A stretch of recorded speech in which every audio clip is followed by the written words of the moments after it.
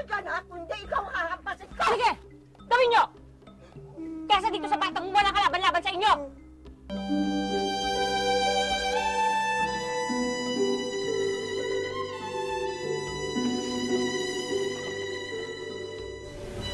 Alam mo nung paman, may nakakarating na mga complaints from guardians of some students na pinanghihimasukan mo raw ang personal na buhay nila.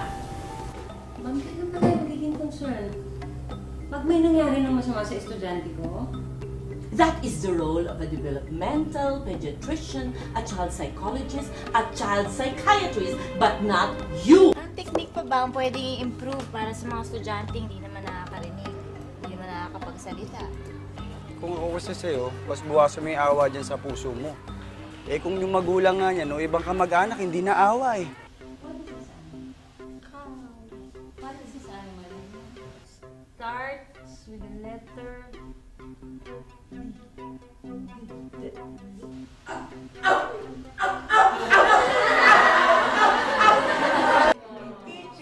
May tawain mo! Hindi pa kailangan ng buhay ng mga estudyante ko. What are you talking about, Miss Segovia? Kaya kita pinatawag dito dahil nagsasabi sa record mo na iba ang pangalan ng ama mo. Doon sa ibang files, iba rin ang nakasulat. Hihintayin pa ba nating mawala ang isang mahalagang tao para maisip natin ang kanyang halaga sa atin? Hindi mo mapapatali ko sa batang kayo. Sobrang dalaman yung pinagiging. Ang pagmamahal ay galing sa puso at diwa. Ang pagmamahal sa bayan, pagmamahal sa magulang, sa anak, paaralan, sa guro, sa iyong estudyante at sa kapwa-tao. Ang pagmamahal ay binibigay ng buong sinseridad. Ito ang tunay na kahulugan ng sinseridad,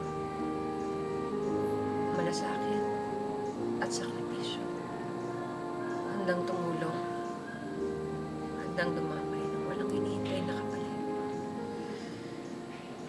Para sa Diyos, para sa